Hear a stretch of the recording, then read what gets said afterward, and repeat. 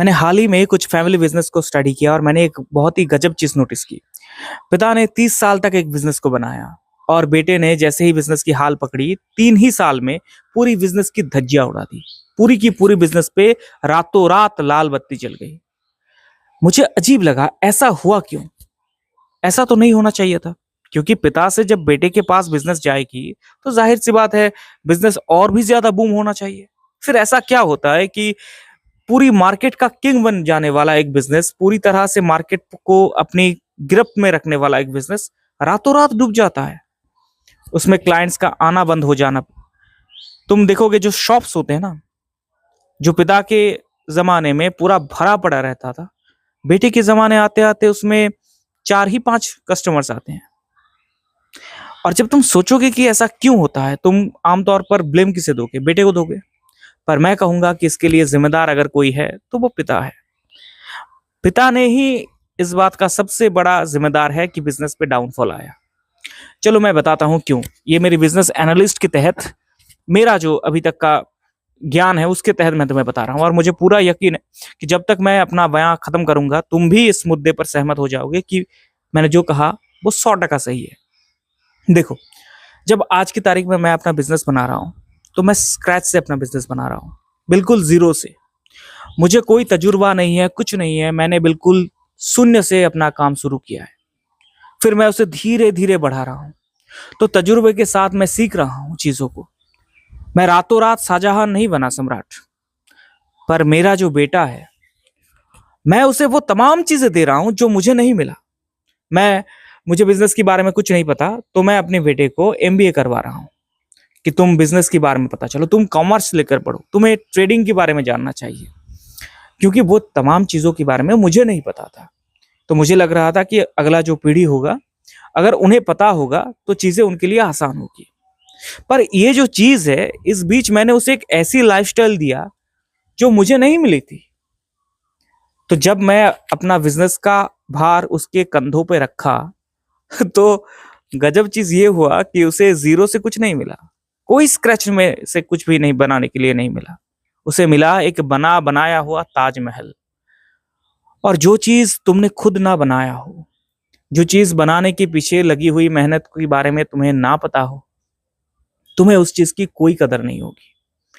ये पूरी दुनिया जानती है।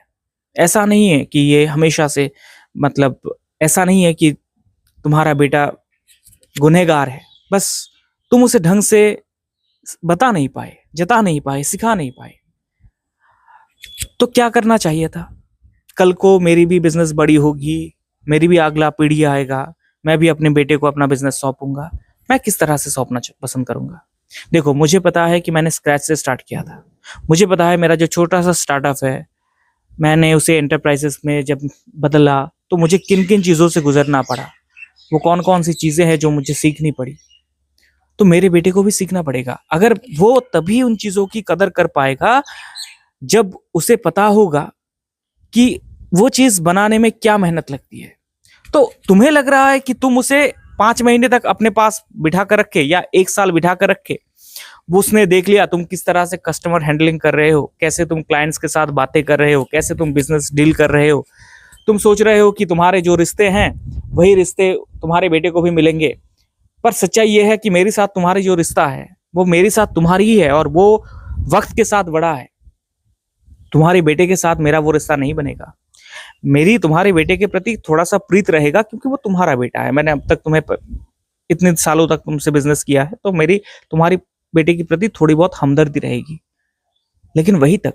ऐसा नहीं है कि तुम्हारे साथ जो मेरा रिश्ता है वो तुम्हारे बेटे के साथ बन पाएगा। तुम्हारे बेटे को मेरे साथ वो रिश्ता खुद बनानी पड़ेगी। तुम्हारे दम पे वो नहीं बनेगा। तुमने अपना रिश्ता मेरे साथ अपने दम पे बनाया था, तुम्हारी बेटे को भी वैसे ही बनानी पड़ेगी। तो इसे कैसे जूझना है? मेरा मानना है कि अपने बेटे को एक, देखो, तुम्हारे पास कैपिटल की अभाव था, है ना? तुम्हारे पिता गरीब था, पर तुम्हारे बेटे के जो पिता है वो तो अमीर है, उसके पास तो कैपिटल की अभाव नहीं है। तो तुम्हें अपने बेटे को एक छोटा सा स्क्रैच देनी पड़ेगी। उसे कहो कि तुम किसी भी, ये कैपिटल है 5 लाख 7 लाख, जो भी तुम देना चाहो, और इससे तुम अपना एक बिजनेस बनाओ। मेरी बिजनेस की दम पर तुम बड़ा मत बनो। देखो, जो मेरा है वो एक दिन तुम्हारा होगा, पर तुम्हारे लिए ये बहुत जिम्मेदारी है कि तुम उसे रख पाओ। अगर तुम उसे रख ही नहीं पाए तो मेरा धन, मेरा संपत्ति तुम्हारा किस काम का? वो तो एक पीढ़ी आते ना आते खत्म हो जाएगा। तो अगली पीढ़ी को पता होना चाहिए। और देख, एक बात हमेशा याद रखो, पुत्र स्नेह जो होती है, धृतराष्ट्र पूरी कुरुवंश का सबसे बड़ा विनाश का कारण अगर कोई है तो वो महाराज धृतराष्ट्र है। अगर वो दुर्योधन को उस वक्त रोक देता, उस वक्त टोक देता, उस वक्त अगर बताता कि पांडव उनके भाई हैं, तो शायद ये नौबत कभी ना आती, पूरा कुरुक्षेत्र ही नहीं होता।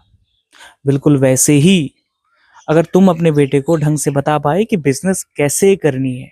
ठीक है, तुमने एमबीए करके आए हो, अच्छी बात है, मैं चाहता था, इसीलिए तो मैंने तुम्हें पढ़ाया।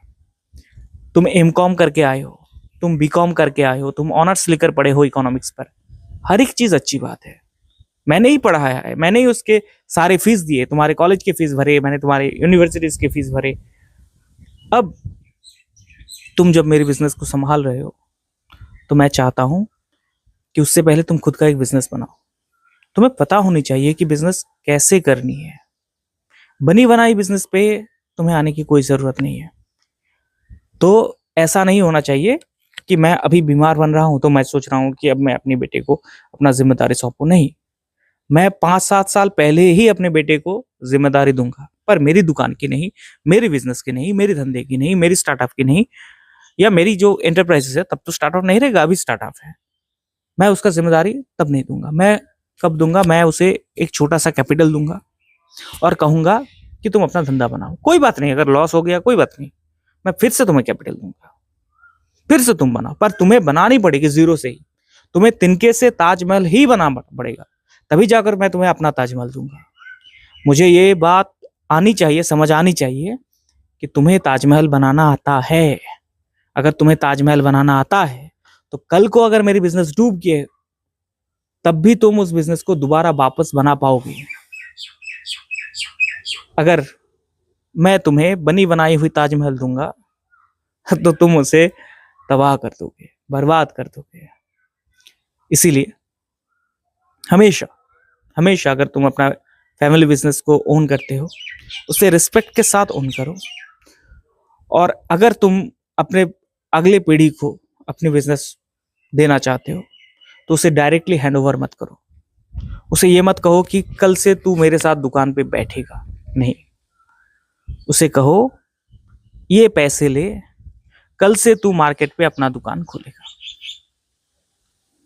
कल से तू अपना धंधा खुद शुरू करेगा। बिजनेस भी एक्सपेंड होगी, तुम्हारे बेटे को भी सीख मिलेगी।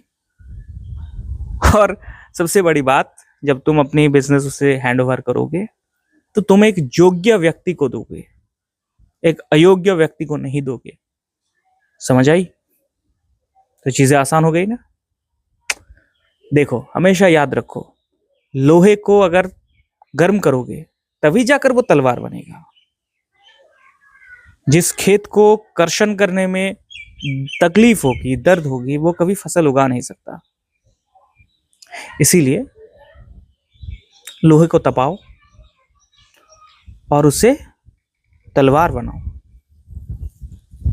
किसी बिगड़े हुए शहजादे को अपने बिजनेस मत सौंपो, भले ही तुम उसके पिता हो, पर पिता होने के साथ साथ तुम एक बिजनेसमैन भी हो। और तुम्हारा बिजनेस जो तुमने इतने सालों से बनाया है वो तुम्हारे बेटे से जितना ही अनमोल है। ऐसा नहीं है कि तुम्हारे बेटा ही सब कुछ है, वो बिजनेस भी तुम्हारा बेटा है, तो उसे अपने पुत्र की तरह ही देखो। किसी भी ऐरे गहरे नत्थु खैरे के हाथ में मत दो। उस ऐरे गहरे नत्थु खैरे को एक अच्छा इंसान बनने दो, उसे एक अच्छा बिजनेसमैन बनाओ, उसे सीखने दो, वो चाहे कितनी बार ही गिरे। जैसा कि मैंने बताया, तुम्हारे पिता गरीब थे, उसके पिता अमीर है, उसके पिता एक बिजनेस टाइकून है, बहुत बड़े बिजनेसमैन है। तो उसे सिखाओ, उसे भी एक बिजनेसमैन बनाओ। क्यों बेकार में अपना ताजमहल उसके हाथ में सौंप रहे हो? उसे ताजमहल सौंपने से पहले ये तो तय करो कि वो शाहजहान है।